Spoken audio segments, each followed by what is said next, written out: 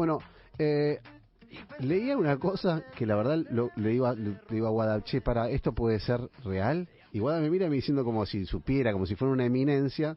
Me dice, claro, me dice, la generación de cristal. No, pero Los chicos de ahora. Claro, el concepto de generación de cristal Sí, justamente está enfocado en hacer referencia a estos chicos, pero con estos padecimientos exactamente, que tienen. porque más de la mitad de la generación de cristal, conocida también como la generación Z, Claro, sufre pobres. problemas de salud mental en la Argentina, según un estudio. La verdad, yo me sorprendí un montón. El 65% de chicos que tienen entre 15 y 25 años dice que padece depresión, ansiedad o angustia. Este dato surge del informe de la consultora Moiger, que desmiente prejuicios sobre la juventud. Bueno, y para charlar un poquito de esto, que la verdad a mí me dejó medio como muy alerta. Que de hecho esto de la generación de cristal viene a formar parte de un prejuicio. Bueno, tiene por eso. Claro. Se le dice generación de cristal porque son muy vulnerables, como el cristal, ¿no? Claro. Por si no cayó. Estamos en comunicación justamente para charlar de esto con Florencia Alifano, es licenciada en Psicología, matrícula 67035, investigadora en Fundación INECO, escritora también y autora de La hija, un libro sobre adopción. Así que le damos la bienvenida acá a Buenas tardes, Buenos Aires. ¿Qué tal, Florencia? Acá Guadalupe y Darío te saludamos. Hola, Guada, Darío, ¿cómo están? Un placer. Bien, vos, un placer para nosotros también tenerte acá. Bueno, Florencia, la verdad, contanos un poquito de esto que seguramente conocés y mucho, de que más de la mitad de la generación Z sufre problemas de salud mental. Sí, voy a salir en defensa de esta generación. Sí. Porque hay una cosa que nosotros, bueno, por ahí pasamos por alto, nos olvidamos. Salimos de una pandemia. Y esta pandemia nos afectó a todos y mucho más a los más jóvenes. Y creo que al día de hoy todavía seguimos viendo consecuencias de eso. Está bueno, pero para hacer hincapié en eso, porque obviamente que la pandemia nos agarró a todos, nos pegó a todos, hay gente que le pegó peor, hay gente que le pegó mejor, pero porque se calcula que a los jóvenes y a los más chicos también les pegó mucho peor. Porque son las edades en las que estaban pasando, ¿no? Las etapas que estaban atravesando en el momento de la pandemia. El adulto por ahí tiene más facilidad de adaptarse a una situación de cambio. Por ejemplo, nos mandaron a laburar a casa, hacer trabajo a distancia, y tenemos otras herramientas siendo adultos y en readaptación a este tipo de circunstancias. En cambio hay generaciones o jóvenes, incluso los más niños, que fueron los que lo sufrieron más, porque por ejemplo en una etapa adolescente donde vos tenés que estar viviendo la vida, saliendo con tus amigos, donde es la etapa más importante con el grupo de pares más que con la familia, a estos chicos los encerraron, los obligaron a tener que vincularse o aprender a vincularse de otra manera, a través de una pantalla, perdieron esto del contacto físico, ¿no? Del cara a cara, del mirarse a los ojos, bueno, dejaron atrás un montón de etapas. Hablemos de los chicos que estaban que estaban en el último año del colegio y tuvieron que suspender viajes de egresados, graduaciones, bueno, esta etapa de los últimos años de la secundaria que uno los vive con tanta emoción y bueno, no pudieron vivirse de esa forma. Y bueno, y los niños ni hablar, que también están en la etapa de jugar, de estar al aire libre, de crear, de aburrirse, de crear juegos, de imaginar, y los encerraron y los pusieron frente a una pantalla también.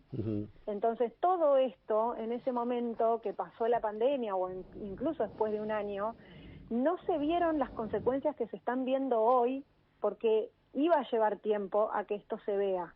Entonces eso es lo que hoy vemos en los estudios, o por lo menos en el consultorio yo, como profesional, atiendo chicos o jóvenes, cada vez más jóvenes, con trastornos de ansiedad, con ataques de pánico, con, bueno, depresión, con ideas suicidas, y antes no era común esto, o sea, esto no se hablaba con la gente más grande, con la gente adulta, por otro tipo de problemas, divorcios, separaciones, lo que trae una convivencia, la vida, problemas familiares, muerte de un familiar, pero estos jóvenes tuvieron que vivir un hecho traumático a muy corta edad, en las mejores etapas de su vida, y hoy estamos viendo eso, es lo que vemos en los jóvenes.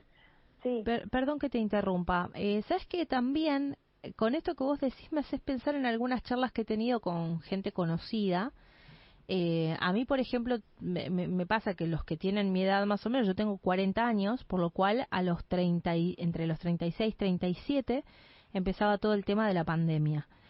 Y lo que pasó fue que encontré mucha gente de mi edad para la cual esos poquitos años que faltaban para los 40 significaban años de muchas definiciones que tampoco cursaron y que les implicaron un desorden absoluto en su vida que lógicamente desencadena cosas emocionales.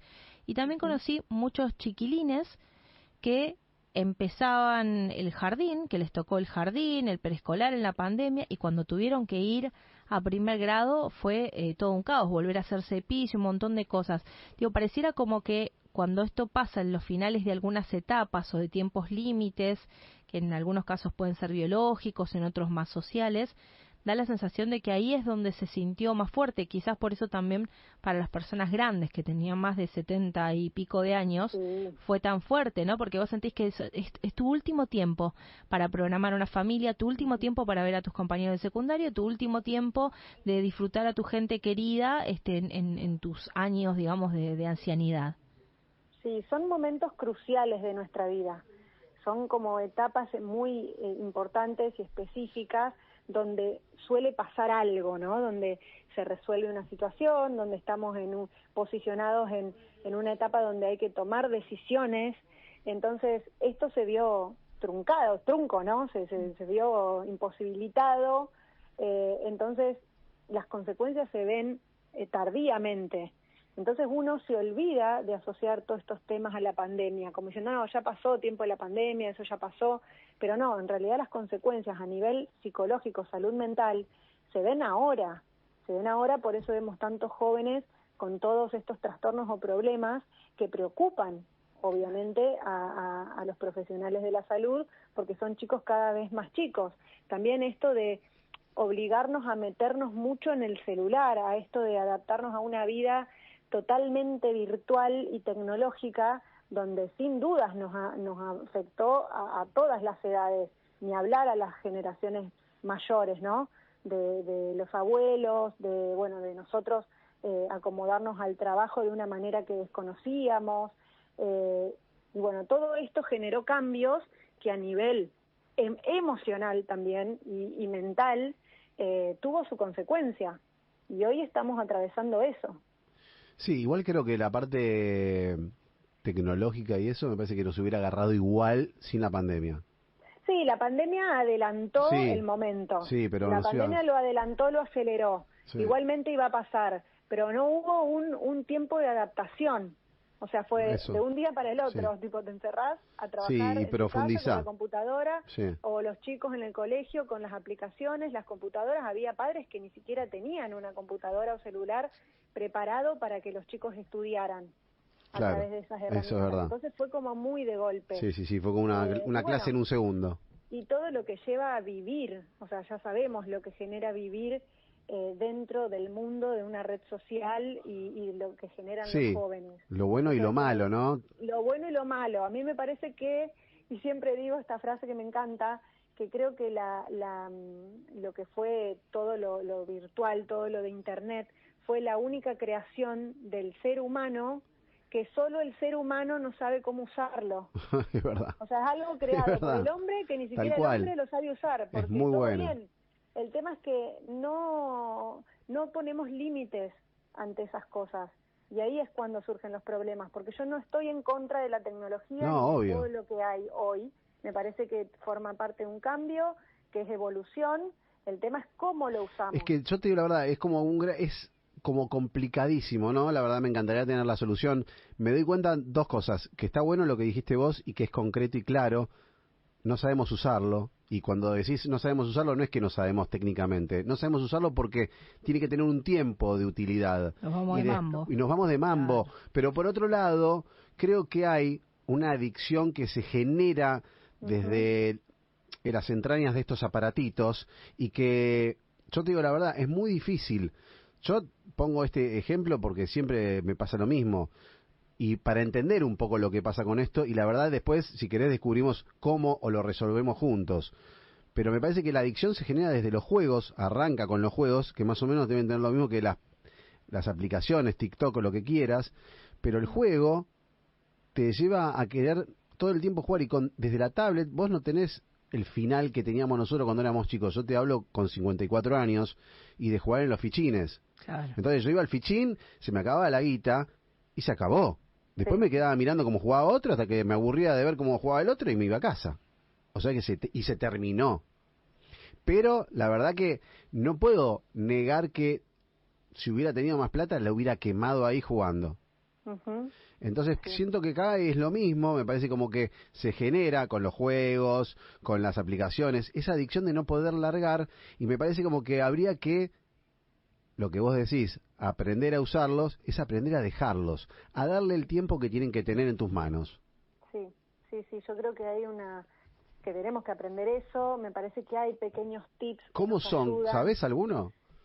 Sí, por ejemplo, con respecto a los niños, niños adolescentes, te diría, y ahí el papel fundamental Los es padres. de los adultos. Sí.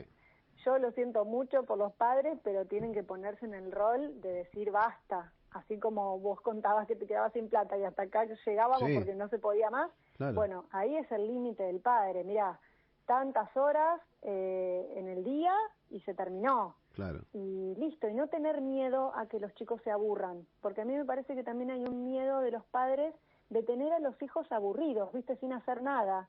Y los padres no saben o se olvidan de que ese es un momento importante en el niño, el de aburrimiento. Claro. Porque ahí es donde nace su proceso creativo. Bueno, a ver, no hago nada, me pongo a pensar, a ver, a qué puedo jugar, qué juego puedo crear, qué puedo hacer para no aburrirme. Si todo el tiempo nosotros le estamos poniendo estímulos por delante, o sea, el niño nunca tiene ese espacio de imaginación. Es verdad. Y me parece importante que lo tengan. Entonces hay muchos padres con miedo a eso y me parece que es necesario, entonces, poner límites con el tema de los horarios de uso y para los más grandes, ponerse alarmas o pequeñas cositas así que te ayuden a decir, bueno, también agarro el teléfono, me meto a TikTok, bueno, estoy de tal hora a tal hora en TikTok y toca la alarma y cierro. Como reglas, ¿no? Claro, pequeñas reglas, viste, que uno se va poniendo uno mismo y que ayuden las alarmas, que ayuden esas pequeñas cosas que bueno, por ejemplo, yo trato de sacar todo lo que sea afuera del celular, por ejemplo, despertador, trato de no usar el despertador que tengo en el teléfono, tengo un despertador, ¿entendés? Un despertador fuera del teléfono. Necesito calculadora, bueno, volver de nuevo a lo de antes, ¿no? A lo viejo, a lo viejo y que era bueno y que nos hacía bien, obviamente. Claro. Pero, por ejemplo, calculadora. Hoy justo vi eso, un video que me pasó mi papá que decía que el celular mató al televisor, mató a la radio, mató a la computadora, al despertador, a la calculadora. Claro, tiene tantas funciones, a la agenda. Tenemos todo. Claro. Tenemos linterna, o sea, tenemos todo. Claro. O sea, lo que más puedan sacar de afuera del celular, mejor. Por ejemplo, agenda. Hay mucha gente que usan las agendas del celular. No, yo tengo mi agenda en papel física y uso esa agenda, no pongo agenda en el celular. Entonces, todo lo que esté a mi alcance de poder sacar de adentro del celular, lo saco. Claro, son pequeñas acciones. Claro, exacto. Porque si no, es típica, ¿viste? Que entras a apagar el despertador o a hacer una cuenta en la calculadora y enseguida de golpe te encontraste en una red social. Claro. ¿Viste? Sin darte ¿Cómo cuenta, llegué estás acá? mirando videos de TikTok. Claro. Totalmente. Bueno, ¿sabés qué, Florencia? Queríamos consultarte algo también sobre tu libro, ¿no? De La hija, un libro sobre adopción. Contanos un poco de ese libro que seguramente querés y mucho. Sí, a mí, bueno, me gusta mucho hablar sobre adopción porque tiene que ver con mi historia. Yo soy hija por adopción y, bueno, saqué mi primer libro que se llama La hija, donde cuento esa historia. Igual está ficcionada, es una novela, pero bueno, cuento mi camino recorrido desde que me entero que soy adoptada hasta que encuentro a mi familia biológica. Y después saqué un segundo libro con otras historias que se llama Reunidos, que tienen que ver con historias similares a la mía, pero de otras voces. Y un tercer libro que se llama Deseos a las estrellas, que es mi primer libro infantil, pensado como herramienta para padres, para que puedan hablar con sus hijos sobre el tema. Así que sí, amo hablar de adopción, me encanta, es un tema que me atraviesa, y bueno, y trabajo fuera de mis trabajos formales, trabajo mucho en adopción, sola y con otras instituciones y organizaciones que que trabajan en lo mismo. Yo te quiero hacer una pregunta breve al respecto porque me parece sumamente interesante y amoroso, pero ¿cómo en todo este camino recorrido, cómo ves las adopciones hoy en Argentina? Y están bastante complicados, porque a ver, si bien siempre digo lo mismo, ¿no? Hubo una modificación de la ley, la última que se hizo fue en el 2015, y si bien mejoró mucho el tema de los tiempos y todo lo que plantea la nueva ley, no se cumple lo que la ley dice. Y los tiempos siguen siendo largos en realidad, y bueno, hay muchas trabas para que bueno las familias puedan adoptar. Sí. Me parece que hay muchos niños que están esperando una familia, que hay muchos niños que en estado de adoptabilidad ya, esperando en hogares, pero también me parece que hay mucho prejuicio de parte de la sociedad con respecto a la adopción de chicos más grandes. Todo el mundo quiere adoptar bebés, de los que están anotados, ¿no?, para adoptar. Y en la realidad, y en la realidad de los hogares de nuestro país, es que en los hogares no hay bebés. Hay chicos grandes, desde 2, 3, 5, 4, 10 años, 12, hasta 20, 22. Y grupos de hermanos, y bueno, son los que están esperando una familia, y por cuestiones de prejuicios, son los que, bueno, la terminan pagando demasiado caro.